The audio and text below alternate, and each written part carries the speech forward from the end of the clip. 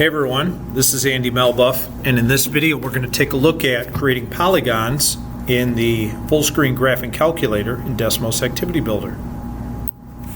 So on this screen I've got an example of four ordered pairs that I've already plotted out.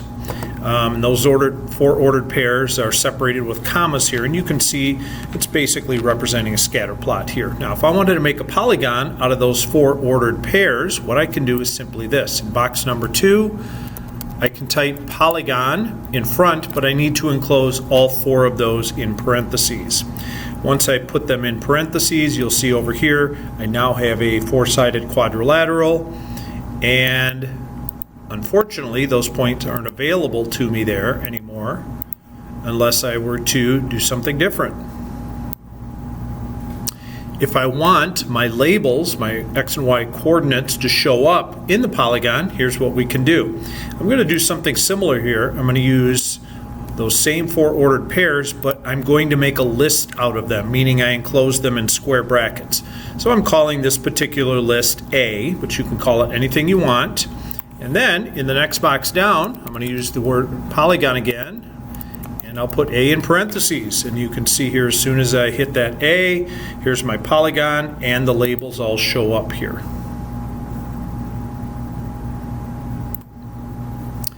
We can also create polygons in the graph component or in a graphing calculator like this using individual movable points, which also allow us to have the labels available to them.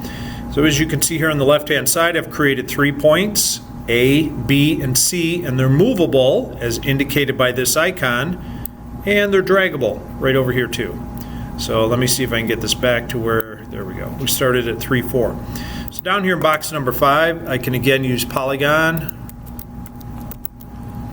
Now I want to use A, comma, B, comma, C, and you can see my polygon appears here. The shaded area there is indicated in blue, and these are still draggable. So this is now an adjustable polygon. Now let's talk about this shading a little bit here. If you want a different color, I'm going to hover over right here this little circle next to the word polygon on the left, hold down on my cursor. I can change colors right here, so I could make this a purple one if I wanted.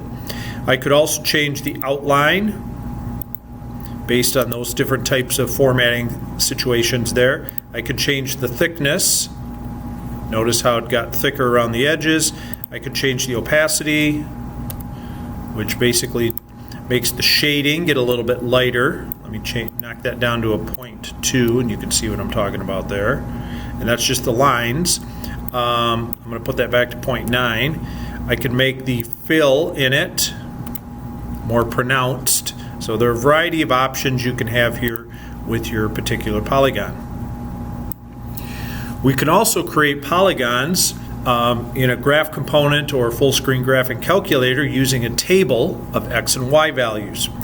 So here on the left hand side I've created a table of 4 ordered pairs, each one with an X value and a Y value. And then I'm going to use polygon again. And now I want to use the X sub 1 coordinates and the Y coordinates, Y sub 1. As soon as I type in the Y sub 1, I get a polygon over here with these same features. Now again, we don't see labels, but these points, you can click on them because they are vertices of this polygon. So the labels won't show unless we click right there. So on this screen, this is an extension of the previous one.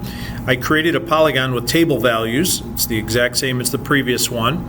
And my polygon's showing here in red. And again, if we need to, we can click on those points. I'm going to not do that because what I want to do is extend off of this. I want to transform this polygon. So I can do that in a couple of ways. The first way is to create a function to transform it. So I'm calling this f of z. And that function is going to be 3 times z. So the 3 times z is basically going to dilate it. It's going to make everything 3 times bigger.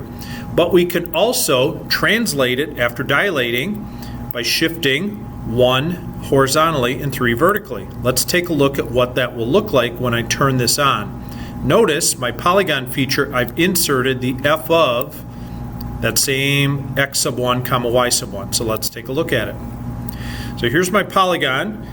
Everything was dilated by a scale factor of 3, and then we are shifting horizontally 1 to the right. Watch what happens when I change the 1 into 2. It's going further to the right, it's going further to the right, etc.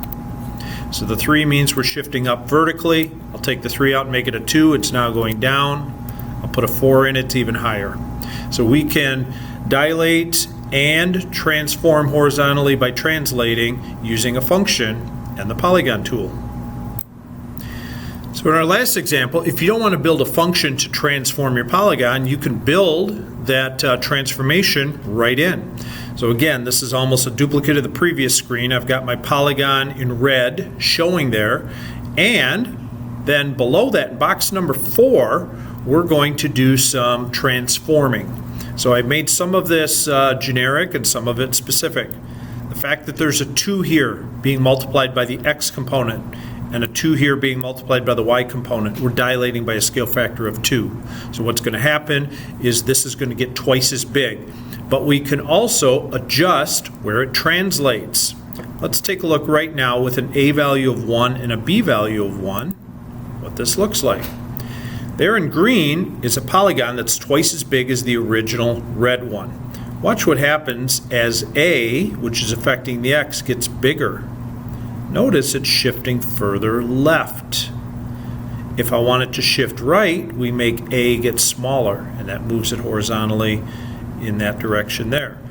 The B coefficient here affects the vertical as B gets bigger and smaller. Now, why is that? Well, in this representation here, notice the minus sign I had. If I change that to plus, now A moves further to the right or left, depending on what that coefficient is. So that's a quick introduction to plotting polygons in the graphing calculator, full screen graphing calculator in Decimos Activity Builder. Thanks.